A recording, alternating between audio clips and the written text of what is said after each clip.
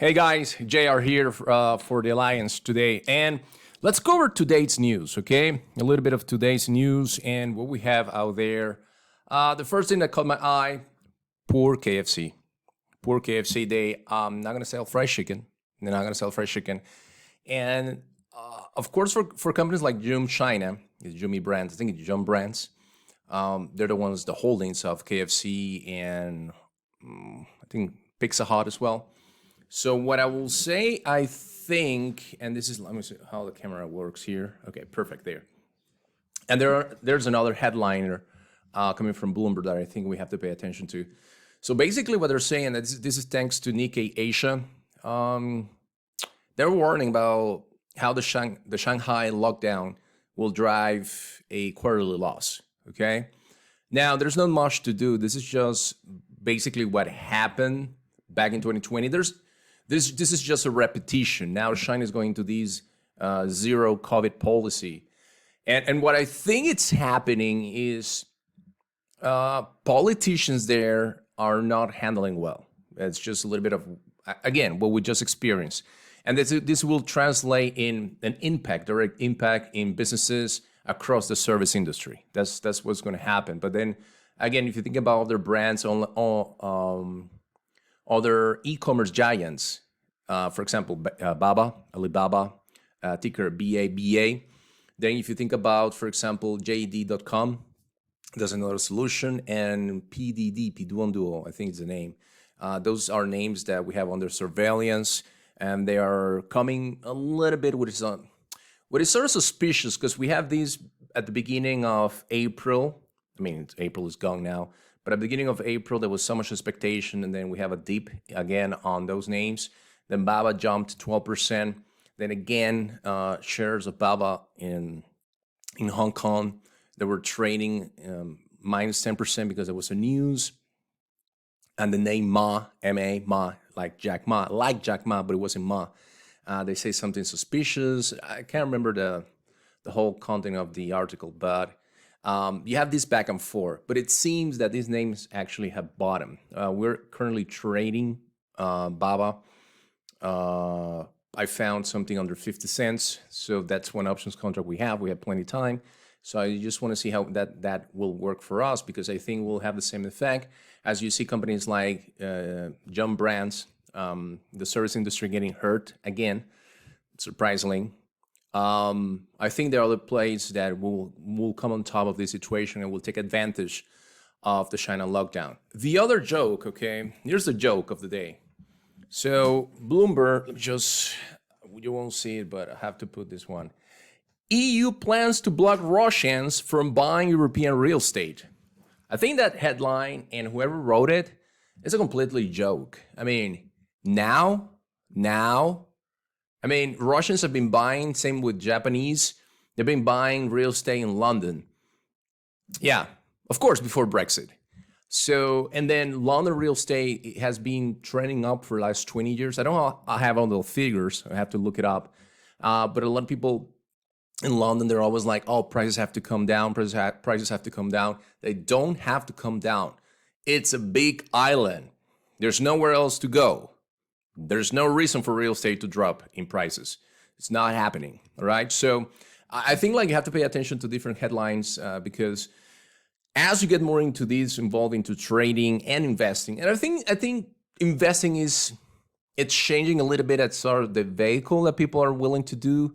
And with all this uncertainty, I think options are becoming more and more attractive. And I'm not just talking weekly calls or weekly puts or what they call zero DTE, which is the day to expiration, the same day expiration. So I think also, and that's exactly what I want to talk to you guys about today, because it's clearly that tech has been, it's hurt so far.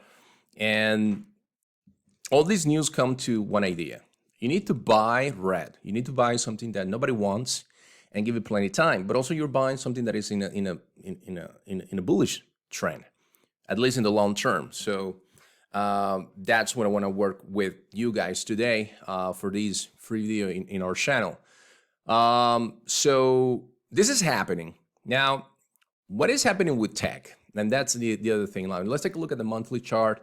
And if you look at this is an exponential moving average. This is one of the basic things I do for technical analysis. And as you can tell, we have different points in time all the way back to the great financial crisis, where we have a dip, we have the dip, we buy the dip, then we have a chalk. This is in July 2015. Right away, we came back up. Again, we drop under that exponential 20 period exponential moving average. We come back up. Then this is the drop from September 2018, 1, 2, 3, 4 months. Then back up, and then we have the fastest crash that we know so far in history. Now, all that is good. All that is good. And honestly, I have to work on my camera. Pretty sure I will come up with a new camera next month. I have to work with this. Let's see. Okay, there you go. So now where are we? We are in this massive, and actually this goes way beyond the great financial crisis, all the way to September 2002. So the idea is, take a look at what's happening. We're under the exponential moving average. We've been here before. And in one of my previous videos, I said, it does look scary, but we've been here. We know this. It's just part of the game. Now, my next level, if this continues, if this is something really bad happening, to 60. Now, if you're playing the passive the index in a passive way, you're not a day trader, you're someone that is looking for those extra points into retirement, or those extra points in the next 5 years.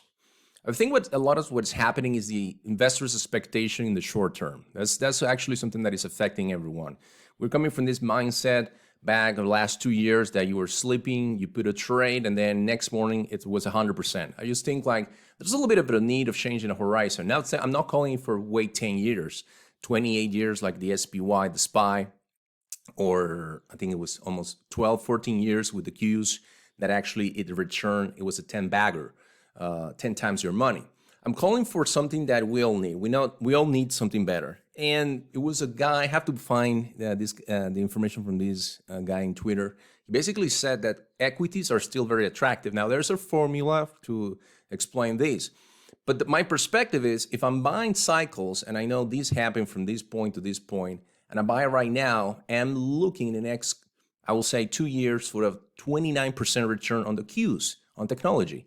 If it drops more, I am a buyer. Actually, I'm a buyer. I've been a buyer for a while now, but I'm a buyer at this second level. And that, to what we know so far, the trend that we know so far, will give me a 57%. The question is, where would you find 57% of your money?